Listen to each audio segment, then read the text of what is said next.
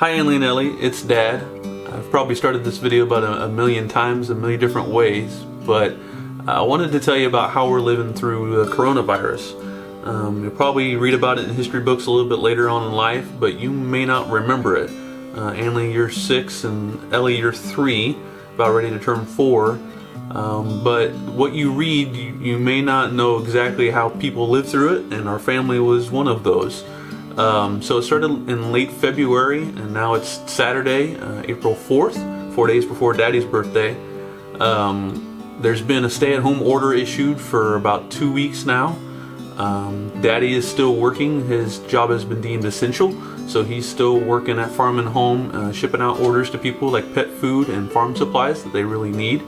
Mommy's been at home teaching you guys for a while, because even though school shut down, it completely shut down, and it probably will for the rest of the school year, she's teaching you guys at home, and she's doing a great job of teaching you guys, and hopefully you guys are behaving for her. When Daddy's not in Quincy at the office shipping orders, he's at home and he's working from home. He's got his computer set up, and Ainley just today, I was working on a Saturday, but Ainley made this, and so we love you, Dad, and it's got Darth Vader and a lightsaber. Of course, Sith always have red lightsabers, is what you told me, so you made it red, so thank you, Ainley. So how it's affecting everyday life. So thankfully, I'm very gracious that we haven't had anybody around us get sick yet. And I do say yet because it is still spreading. Right now there's more than 300,000 cases in the US and over 8,000 deaths as of today. Every day we're getting a press conference from the president who updates us on the spread of the virus as well as how to treat it.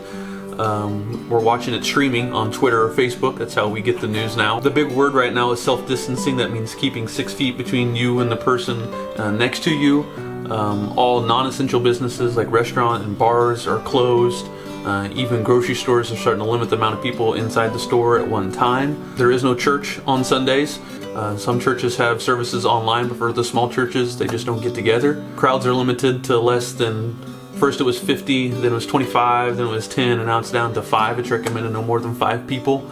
Not really seeing friends or too many relatives, keeping a kind of close circle to prevent the spread of the virus. Parks aren't open, there's no concerts, there's no weddings, there's no graduations, there's no proms. There are no sports, and Daddy's really sad about that. The NBA canceled its season. I thought the Lakers were going to win it this year. LeBron was going to get another title.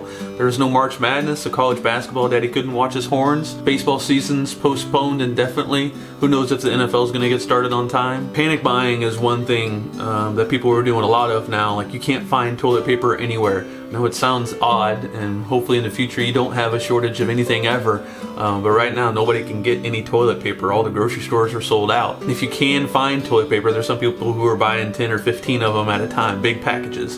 Guess they gotta poop a lot. Sometimes there's shortages of food at grocery stores. They might run out of meat or produce. And that's kind of wanted to talk to you guys about is if something ever arises in the future like this, and this is the first time in Daddy's life he's ever seen anything like this, in Mommy's life, and hopefully then generations to come this won't happen, but in case you do, and there is a fear across the public of something, either a virus or a natural disaster or whatever it is, hope you remember what Mommy and Daddy are trying to do is to not be fearful.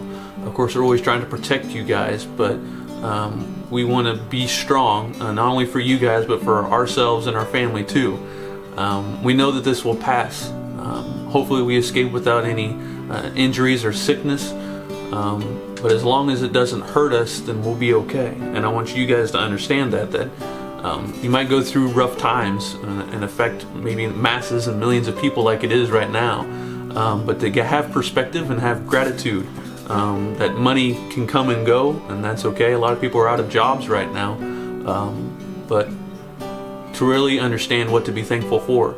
And Mom and Daddy are really thankful for you, and Papa and Google, and Grandfather and Mimi. In fact, Aunt Bibi just had a baby a couple of days ago.